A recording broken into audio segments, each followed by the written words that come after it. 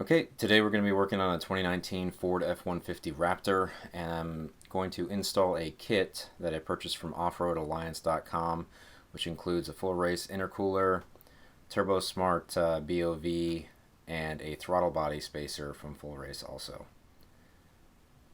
So let's get going. Alright, so these are very large steps, which include removing the grill. There are a lot of smaller steps included in this whole process, but basically you're going to want to go ahead and pop the hood.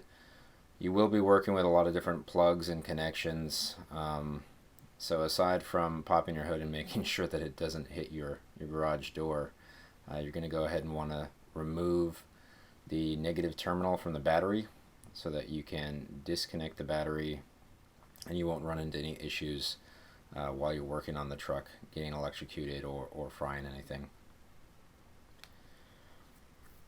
The first mini step that you're going to have here is pulling off the Y pipe from your intake. You don't actually have to remove the intake box side of it. You just need to disconnect the two pipes that go to the turbos on the left and then on the bottom. The other one you can just unclip like I did right there. I still ended up taking it apart anyway. So also connected to this pipe is going to be a sensor that you have to unclip. It's a little difficult to see and figure out how to do that, and mine was taped up, so I had to remove that factory tape and then figure out how to unclip it before I could pull the whole thing apart.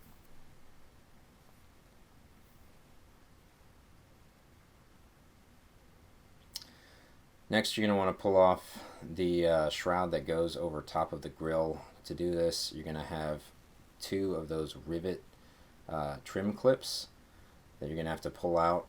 Two of them are in the snorkel. There are another 8 that go onto the actual shroud itself, and then one clip that goes into the headlight surrounds or the headlight trim on either side. Another step that you won't physically see me doing here is disconnecting everything that goes to the grill. There are 3 connections. One is for the shutter system, another one does the marker lights and camera, and then the third one is actually a hose which cleans the camera. So make sure you disconnect those during this time frame also. Once you get all of them out, the plastic piece is actually kind of hooked onto the back of the radiator, so you got to make sure you pull that off and get it out. Next thing you're going to do is remove these 4 bolts that hold in the actual grill. There are 4 on top and then 2 on the front on either side, but those are located behind the headlight grill surrounds. So next thing I'm doing here is pulling off the headlight trim. This was a little sketchy at first because I didn't want to break anything, but I got a trim tool back behind that piece of trim and basically pull firmly outward. There are little clips in there, trim clips that hold everything together. So just be brave enough to give it a good tug. You can pull off the inside and the bottom part of these, but unless you want to start pulling off the trim clips from the fender flares, you're going to have to leave those in to actually pull the entire trim piece off. I decided to leave them on, and it didn't hinder me too much. Just be careful not to scratch that headlight trim whenever you're reinstalling the grill or pulling the grill out.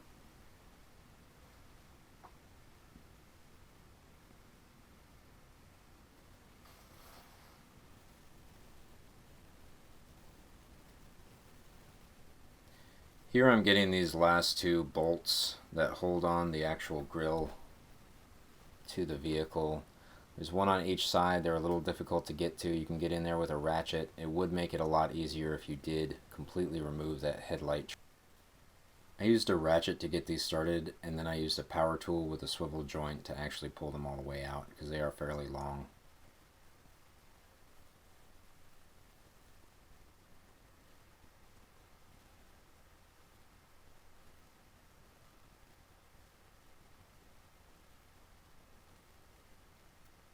So the last thing that holds on this grill are these little trim clips. They're not the rivet clips like you saw previously. These ones just pull straight out. There are 3 on each side, and then you can pull off the grill. Next huge step is going to be removing the intercooler. There's a rubber sheet that's supposed to direct air toward the radiator, and there are 3 clips that hold that in. Once you pull those clips out, you can go ahead and start unbolting everything that holds on both the stock intercooler and the stock intercooler flaps. This trim piece on the front you can pull right out. Again, there are clips in there, trim clips that you can use to pull that out. There are 4 bolts total on top here. The 2 that I removed previously are going to be from the shutter system. These 2 that I'm pulling out right now are the ones that hold in the actual intercooler. There are 2 bolts that hold in the shutter system in the front, but I couldn't figure out how to get to them, so I decided to go ahead and pull off the adaptive cruise control bracket.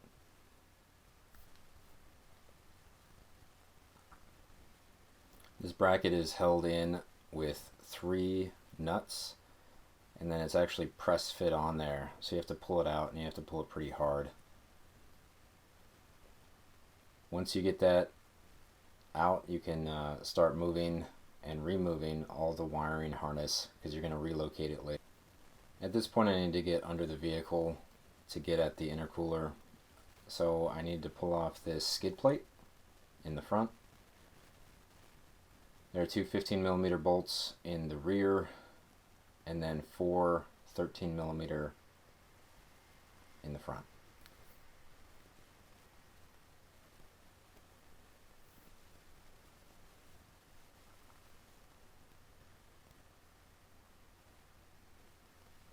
Now you can get to the actual bracket, which holds in the intercooler.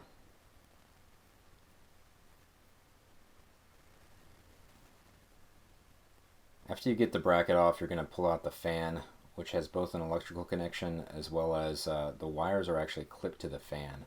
So it's kind of a pain to get that off, but you'll be able to pull it out.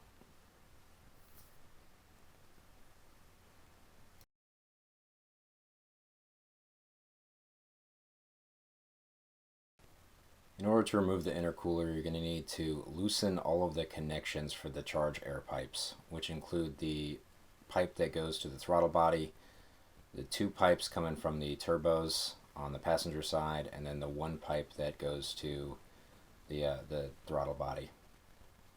Once you get the charge pipes removed, you're going to need to remove the electrical connections, which are both clipped in and then clipped onto the intercooler. Those connections are a little difficult to get to. It took me a while to figure out where everything was clipped onto the intercooler.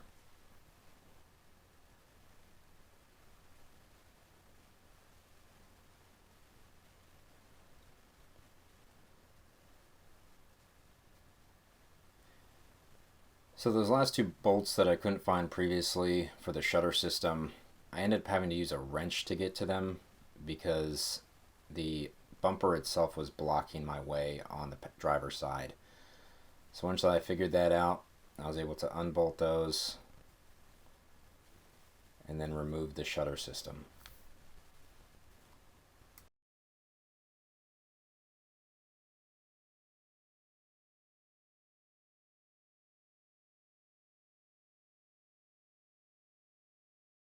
There are 2 metal bars on either side which hold on the bumper on either end to the bracket that holds on the intercooler on the top. So I'm unbolting those right here.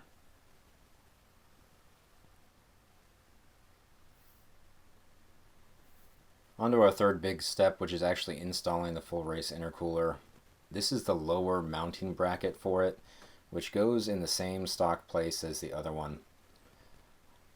I went and tried to put this in here. The instructions say to use the OEM hardware, which did not fit at all into this bracket. So I went to the store, bought some replacement hardware. It turned out that the hardware was actually located in the kit for the full race intercooler. So if I had actually gone through every package and found those bolts, I could have just used those instead.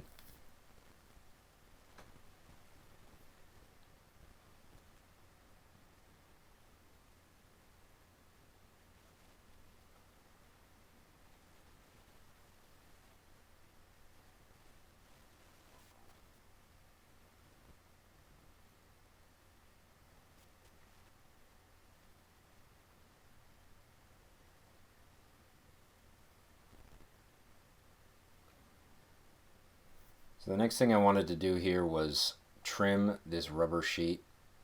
Since it does direct air toward the intercooler, I didn't want to get rid of it and cut it completely off, so I cut out some holes for the bracket in order to make sure that the radiator could fit snugly inside of that lower bracket.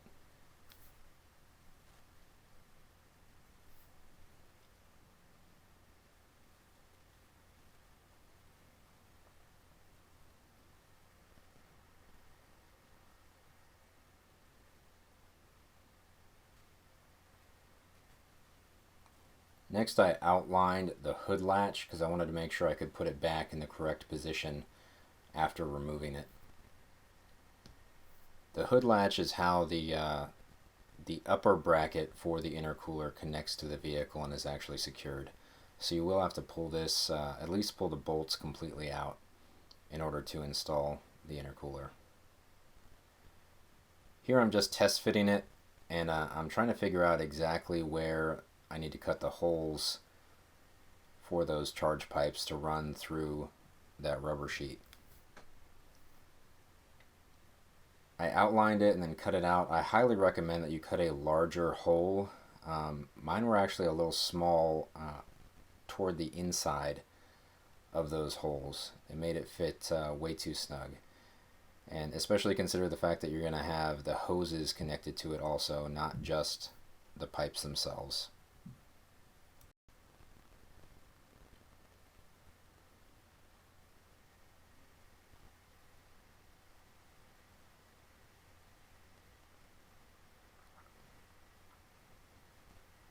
I finally got it test fit. It looked pretty good, so I decided it was time to go ahead and install that upper bracket and get everything connected.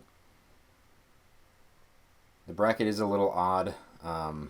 It fit a little odd onto the hood latch, but it does appear as though it needs to go in front of the hood latch and not behind it.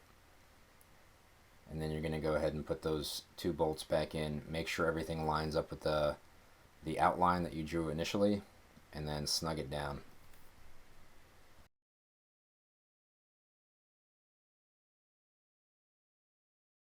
Next step is installing the throttle body spacer. There weren't instructions for this, and the website I think said that it was self-explanatory, which it was not for me. But I did realize I needed to completely remove the charge air pipe that leads to the throttle body, not just for the spacer, but also because you're going to have to replace it with the one supplied in the kit.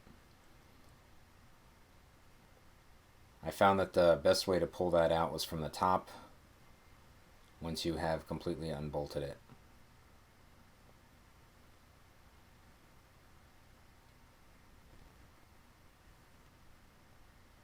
Next, I went to go ahead and try and mess around with the throttle body spacer. Never really messed with one of these before. They do have two plugs and then multiple connections. There are 3 ports total that go onto this. It's actually pretty simple. You basically just unbolt the throttle body. There are 4 bolts. The throttle body spacer comes with new longer bolts that you can just put the spacer in there and bolt everything back up. Make sure that you plug the throttle body back in. It's actually a little bit of a stretch with that extra space because the wire is fairly short, but I was able to get it clipped in.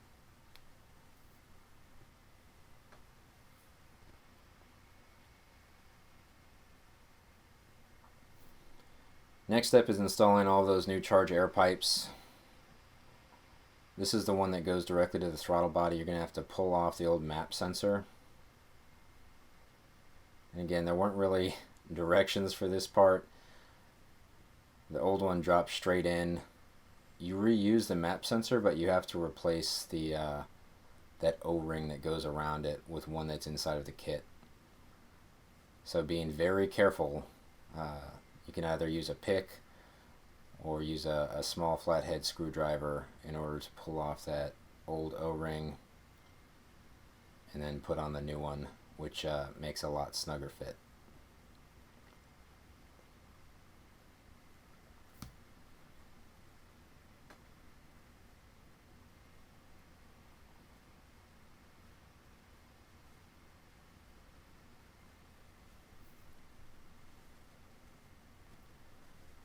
Once you get it pressed in there, you can go ahead and use the new supplied bolt and tighten it down.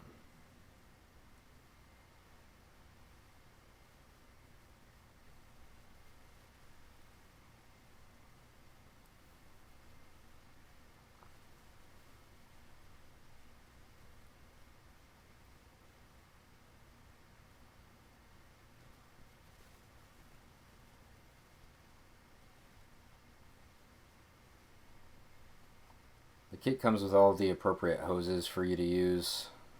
It's not too difficult to figure out which one goes where.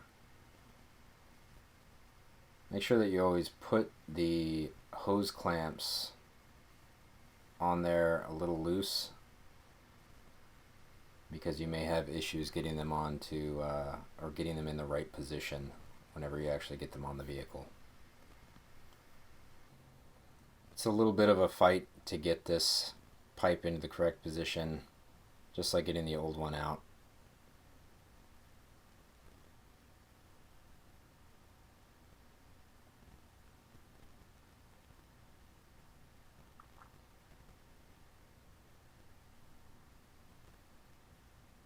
There is reduced clearance since you have installed the throttle body spacer, so you're going to have to pull that hose back to make enough space and then push it forward onto the throttle body.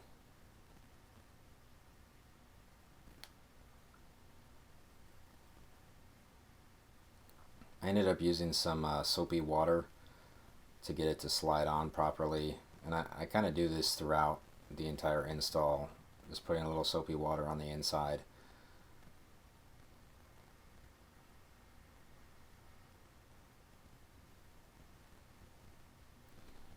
Next thing is installing the other two charge air pipes. You have to pull off the OEM rubber hoses right here.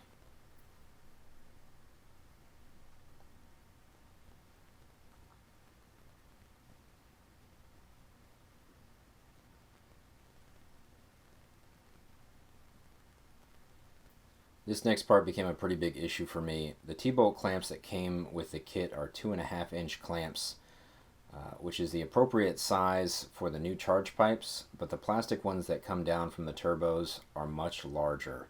It was a little difficult to get the hoses on there, and then you couldn't get the T-bolt clamps on at all. I eventually ended up completely removing the spring, which helped it fit, but it's definitely not something that you want to do. And later I'll show you I ordered new ones. Figuring out the order of installation here was a little challenging. I would put in the bottom two hoses first before you move on to the top one, which will help you out quite a bit. Also make sure you install that top hose onto the intercooler first before moving to sliding that bottom charge pipe on. Tighten it up just a little snug. You might want to readjust everything later whenever you double check it. Next, the cool side charge pipe, which has the BOV on it also. I just kind of lined everything up. This isn't too difficult to figure out how to install. It just has a V-band clamp. And then it's pretty easy to get that on there and then tighten it down.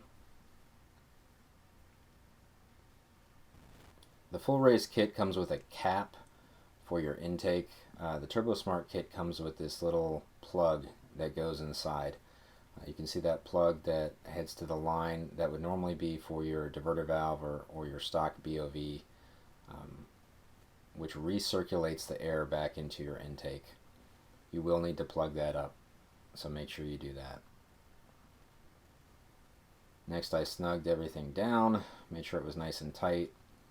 I didn't have something that went to the appropriate torque for this, so I just tightened it until the springs could no longer rotate freely. I figured the throttle body pipe was in the correct position, so I went ahead and tightened that down all the way, as well as reconnected the appropriate hoses to that, both the map sensor and then there's another hose that connects onto that and just clips right in.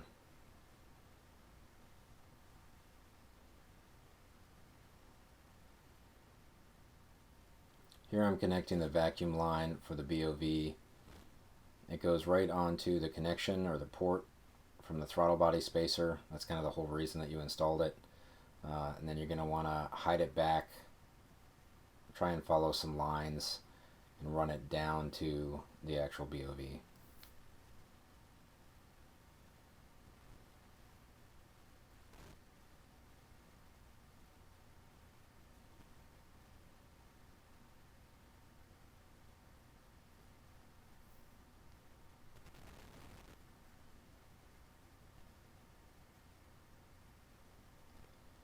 It does come with a hose clamp for this specific part, so I just used that hose clamp that came with the kit in order to tighten down the vacuum line onto the throttle body spacer. Alright, so we need to cut the grill to make room for the intercooler. You don't actually have to cut through these little flaps. You can pull them off, as you can see here. They all come out fairly easy. The ones on top are a little more difficult, but I wanted to do as little cutting as possible.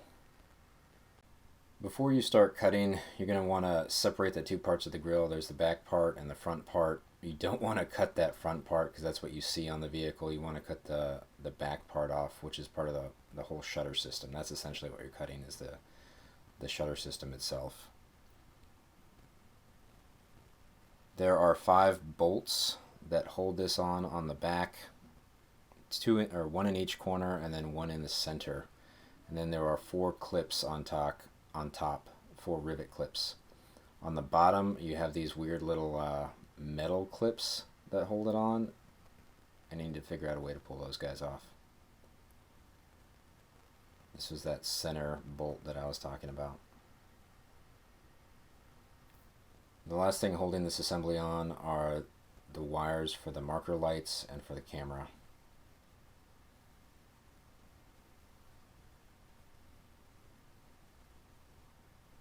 Now you're ready to go ahead and start cutting. It says it'll take off about 1 inch from behind. I did set this on the vehicle multiple times and pull it off, trying to trim as little as possible, using a hacksaw and also using a Dremel with a metal cutting blade. Once I got it to the point where I was happy, I went ahead and reconnected everything in reverse order.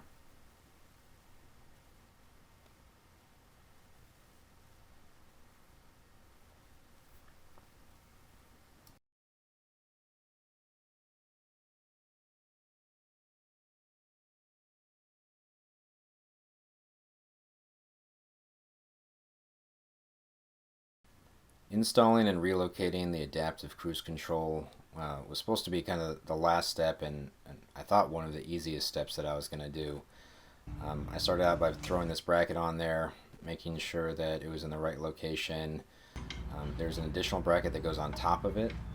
I believe that they did this in 2 separate pieces because there's different brackets depending on what model year your vehicle has. I have a 19, so it came with this specific one, which does fit for the sensor itself, but I kind of figured out I had some other issues once I got to the sensor. Number one, there are these weird little clips in there that help with the press fit on the stock location. You have to pull those off, and then you have little spacers that go in their place with the bolts, and then you just throw that whole thing onto the year model specific bracket. I cut an extra hole inside of that rubber sheet in order to put the wiring harness through it. There are several connections that go on there. One of them is from Turbosmart. You're going to have to replace that, the electronic BOV. You have to cancel it out. So there is a plug for that that's located on this wiring harness. You'll run it behind the intercooler so it's out of the way. And I zip tied it in a couple locations to make sure that everything was hidden properly. Then you can go ahead and plug it into your adaptive cruise control bracket. I kind of started reassembling everything right here. and this is where everything went sideways. The grill would not fit over top of the adaptive cruise control bracket. It was right there. I would literally have had to cut out that front part of the grill, a very large chunk of it, in order to make it work. I had read about this before on the forums. I was hoping that it wouldn't run into, I wouldn't run into that issue, but I spent at least an hour trying to figure this out, staring at it, throwing it on, adjusting it, throwing the grill back on, and finally I figured out I needed to make some adjustments. I cut a little piece out of the main bracket in order to be able to recess the entire model specific bracket closer to the intercooler. And this gave me enough space. I was basically able to push the whole sensor back and give me enough space to put the grill on. In order to make this whole thing work, I needed to create some sort of spacer to recess the sensor. I ended up using longer bolts with multiple nuts in order to space them out and sink that whole thing in. It took me a couple tries to figure all of it out, and a long time, but I was able to get that fit properly. So for reassembly, it's basically the opposite of what you did to begin with. I'm reconnecting all the clips right now for those side rubber sheets. Again, there are 3 there, and then you're going to want to go ahead and bolt back in those front 2 bolts on the bottom, which are still a pain to get to.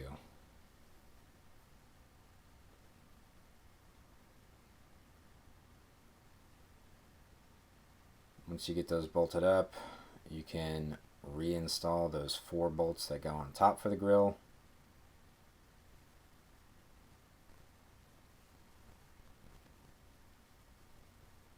And then reconnect all of your wiring in the front.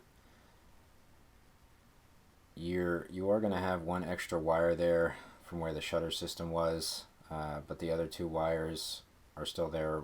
One wire which is for the camera, and then the other wire which is for the cleaner spray.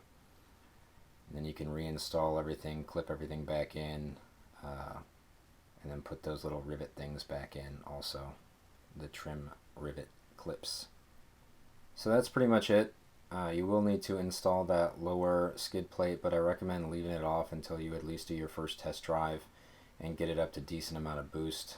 I had mine blow off, and then I had to take everything back apart and reassemble it because I didn't have it installed properly. So here's a bonus section. You'll notice that the BOV is pointed straight down, and it'll cause issues if you plan on installing a frame cut bumper in the future. I requested that Off-Road Alliance send me the quote correct piping for this, and they did send it to me right away. They've been awesome. So I got that in the mail about a week later, and I was able to install it. So you notice the bottom one has that V-band clamp, and that was the one that got in the way. It's pointed straight down, and then the top one has the Ford adapter attachment, and that's pointed inward. So it did make it a lot more complicated whenever I installed this this way, because you had to use the adapter, and the BOV came with a 90-degree adapter, which was meant to work with only with the stock intercooler. It did not have a bracket that worked to hold it tight, and if you ran over a big bump, it would just basically pop right off. So I did have to make a bracket or a strap to hold it in place out of some spare aluminum sheet metal, and I did this fairly quickly. I was kind of annoyed with this whole process, but I was able to get that installed.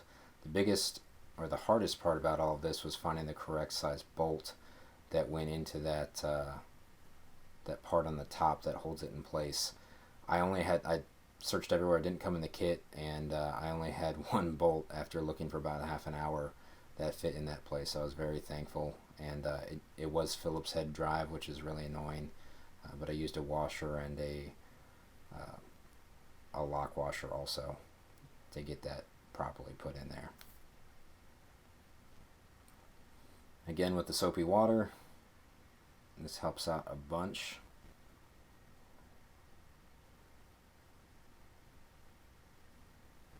just got that reinstalled. It is very easy to mess these up, and it's a little difficult to figure out where the flare is on where you need to clamp down. So take your time with this. You don't want to mess this up.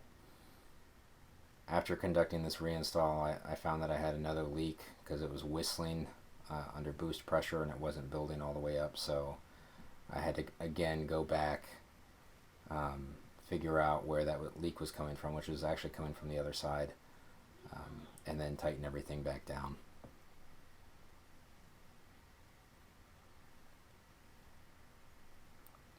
But I made sure it was all good to go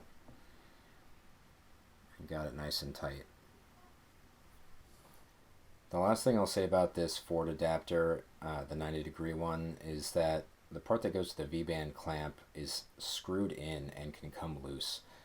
So whenever I got it, it came loose, and I didn't realize it until later whenever I found out I had a boost leak, and then I figured out that that thing was just spinning freely. So make sure you tighten that down as tight as possible, and then get the V-band also snug on there. Here's where I replaced those clamps that didn't fit properly. I bought some Mishimoto ones that were 3-inch, or it's the number 3 rather. It didn't actually go all the way up to 3 inches, but I got those installed. You see them on the far right. They're a different color. Those fit great. And then this pipe is where I had that second leak, because those stock plastic pipes on the right are so large that your charge pipe can actually slide inside of it, and that was the issue I was having.